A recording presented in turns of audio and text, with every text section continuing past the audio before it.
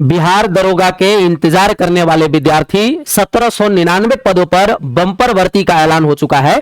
जिस वैकेंसी के लिए छात्र ने सड़कों पर उतरकर प्रदर्शन किया, लाठीचार्ज झेला, आखिरकार आज उसका नोटिफिकेशन आ गया। क्या आप तैयार हैं इस मौके का पूरा फायदा उठाने के लिए? पूरी जानकारी इस वीडियो में मिलने वाली है, एक भी सेकेंड मिस नहीं करिएगा, शुरू से अंत तक पूरी जानकारी हम आपको इस वीडियो में दे दें। सबसे पहले हम लोग इस वीडियो में समझेंगे कि उसका सिलेबस क्या है। भाई बिहार दरोगा का क्या क्या सिलेबस से आपको गुजरना पड़ेगा, सिलेबस समझेंगे, हाइट समझेंगे, क्वालिफिकेशन समझेंगे, एग्जाम की पूरी जानकारी समझेंगे, एज लिमिट क्या है और फिजिकल एलिजिबिलिटी क्या है। पूरी प्रक्रिया हम आपको नोटिफिकेशन के माध्यम से समझाने वाला है, जो नोटिफिकेशन आया है अभी अभी जस्ट आपके सामने अपडेट किया है।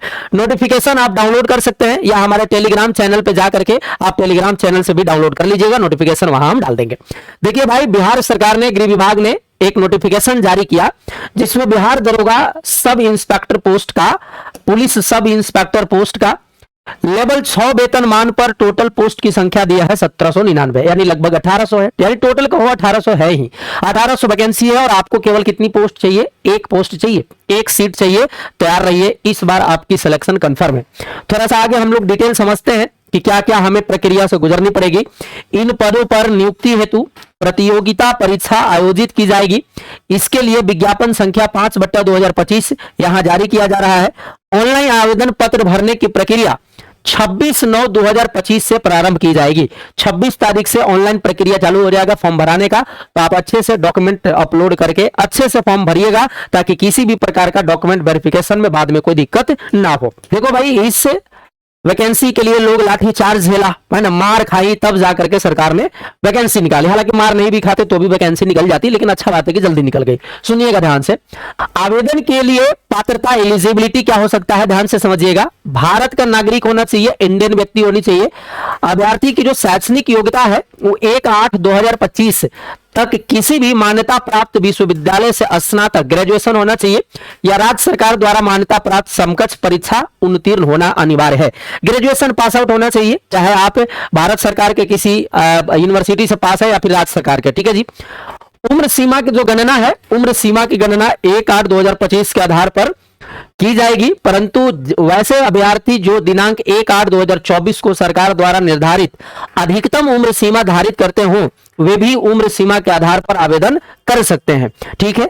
अभ्यर्थी की उम्र दिनांक 1/8/2025 को मैट्रिक अथवा समकक्ष प्रमाण पत्र के अनुसार नियुक्त की जाएगी, है ना, निम्नवत होगी। यानी मैट्रिक का जो आपका जन्म दिया रहेगा उसी के आधार पर डेट ऑफ बर्थ चेक होगा। देखो, उम्र सीमा जो है वो आरक्षित कोटि पुरुष के लिए, अनारक्षित के लिए, है ना, अनरिजर्व के लिए कितना है? 20 वर्ष मिनिमम है और अधिकतम 37 वर्ष है। महिला के लिए 20 वर्ष है और अधिकतम 40 वर्ष है। ये जनरल कैटेगरीज के लिए हो जाएगा। पिछड़ा वर्ग का जो एज की क्राइटेरिया है वो है मिनिमम आपका 20 साल और अधिकतम 40 साल। उसी तरीके से अनुसूचित जाति के लिए और अनुसूचित जनजाति के लिए, पुरुष और महिला जेंडर के लिए क्या दिया है? मिनिमम 20 साल और अधिकतम 42 साल। पूरी नोटिफिकेशन अच्छे से पढ़ लीजिएगा, हम आपको शॉर्टकट में बता देते हैं।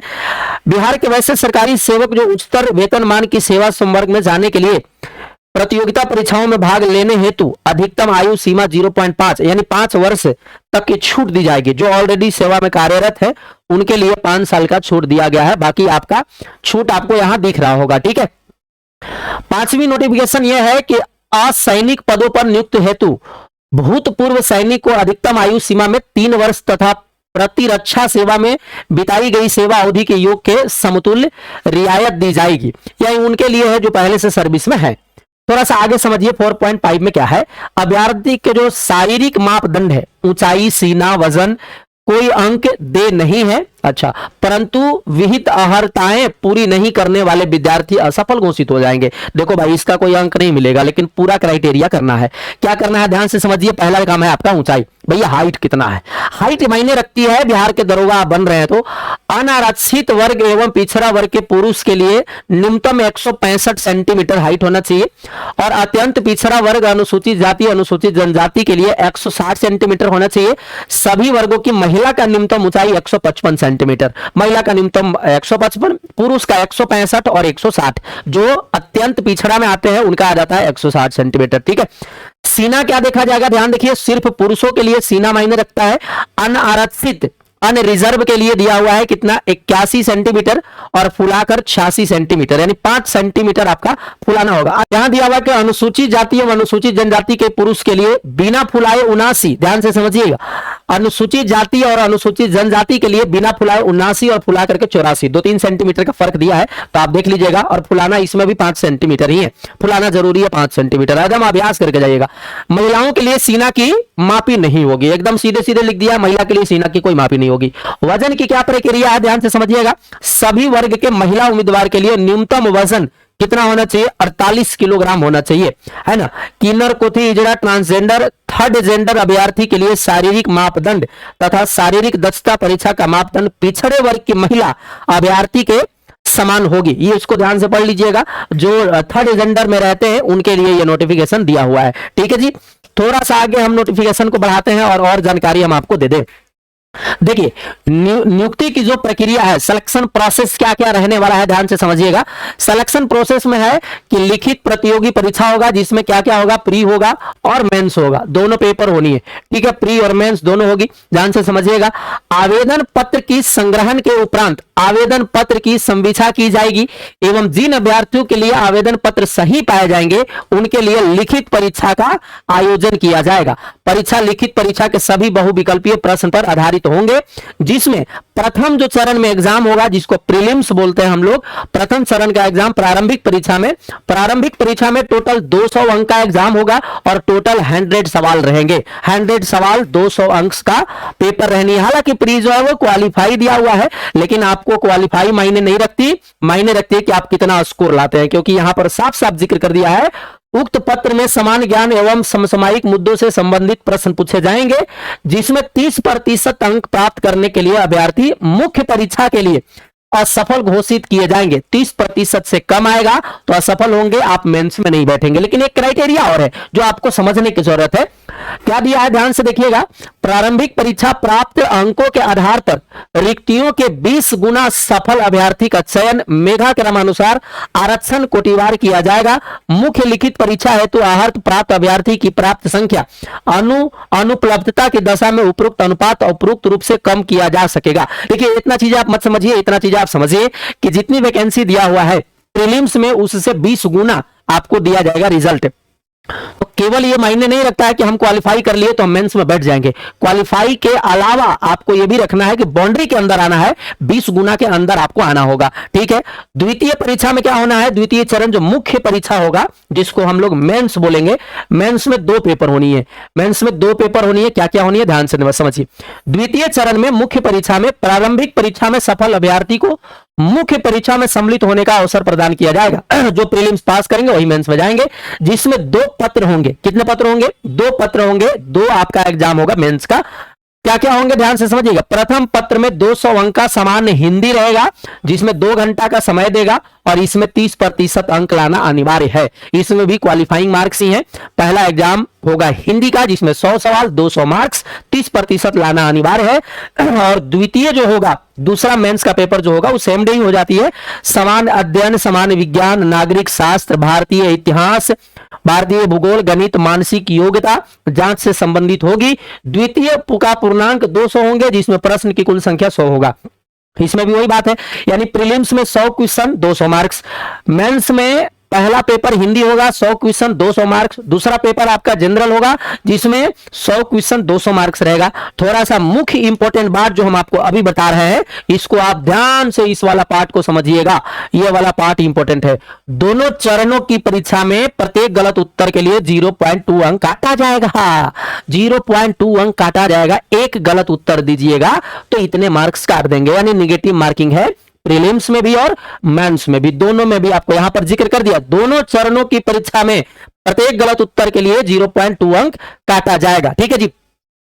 मुख्य लिखित परीक्षा के आधार पर रिक्तियों के 6 गुना अभ्यर्थी को चयन कोटिवार मेघावार सूची शारीरिक दक्षता के लिए। मुख्य में जितनी वैकेंसी दिया हुआ है मेंस एग्जाम में उसे 6 गुना जाएंगे पास होकर के, और वो लोग जाकर के क्या देंगे, फिजिकल देंगे। फिजिकल क्या देंगे, ध्यान से समझिएगा, हम आपको जिक्र कर देते हैं, पूरी थोड़ी सी और वीडियो लंबा जाएगी, लेकिन करना क्या है। तृतीय चरण शारीरिक योग्यता होगी। निम्नांकित शारीरिक योग्यता दक्षता परीक्षा में अभ्यर्थी को सफल होना अनिवार्य होगा। ध्यान से समझिएगा भाई।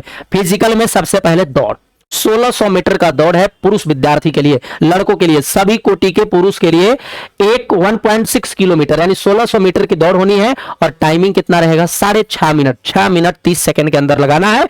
उससे यदि 1 सेकंड भी ज्यादा गए, इसका मतलब है कि आप अनक्वालिफाई हो गए। क्वालिफाई करने के लिए 6 मिनट 30 सेकंड के अंदर आना है। ठीक है, थोड़ा सा आगे नोटिफिकेशन को लेकर बढ़ते हैं। सभी कोटि के महिलाओं के लिए 1 किलोमीटर की दौड़ होगा और समय रहेगा 6 मिनट। ये तो ठीक है, महिला के लिए बहुत ज्यादा दिक्कत नहीं है। 1 किलोमीटर 1000 मीटर का दौड़ 6 मिनट समय दिया है, ठीक ठाक दिया है। अच्छा भी होना चाहिए, महिला का थोड़ा कम भी रहना चाहिए, रहता ही है। सुनो, हाई जंप में क्या होनी है? सभी कोटि के पुरुष के लिए 4 फीट से कम कूदने वाले पुरुष अभ्यर्थी को असफल मान दिया जाएगा। ध्यान से सुनिएगा जी, न्यूनतम 4 फीट कूदना अनिवार्य है। हाई जंप पहले ही से रेडी रखिए, एकदम दूध दही माठा खा के। ठीक है, और तुमको दूध दही माठा नहीं मिलता तो हमसे कॉन्टेक्ट करना, हम तुमको रोज दूध दही माठा देंगे। ठीक है, रोज मतलब पर डे देंगे, ये जान लो। आगे सुनो, सभी कोटि के महिला उम्मीदवार के लिए 3 फीट से कम कूदने वाली महिला अभ्यर्थी असफल हो जाएंगे। महिलाओं के लिए 3 फीट दिया हुआ है और पुरुषों के लिए 4 फीट कूदना जरूरी है। तो कूद फान तो अपना घरे का चीज है, खूब कूदेंगे, है ना जी। सुनिए, लॉन्ग जंप में क्या दिया हुआ है? लंबी कूद में सभी कोटि के पुरुष के लिए 12 फीट से कम कूदने वाले पुरुष अभ्यर्थी को असफल किया जाएगा। लॉन्ग जंप में 12 फीट पुरुष के लिए और महिला के लिए कितना फीट? 9 फीट दिया हुआ है। देखो जी, पुरुष विद्यार्थी लड़का बढ़िया से 12 फीट कूदना है, एकदम तैयार रहो, एकदम दूध दही माठा खा के। ठीक है, आगे सुनो, गोला भी फेंकना है जी। अरे गोला तो कहो कि हमने तो गोला क्या कहते हैं सर, हमने तो बाइक उठा के फेंक देंगे, है कि नहीं जी? चिंता मत करो। सुनो, गोला फेंक में क्या है?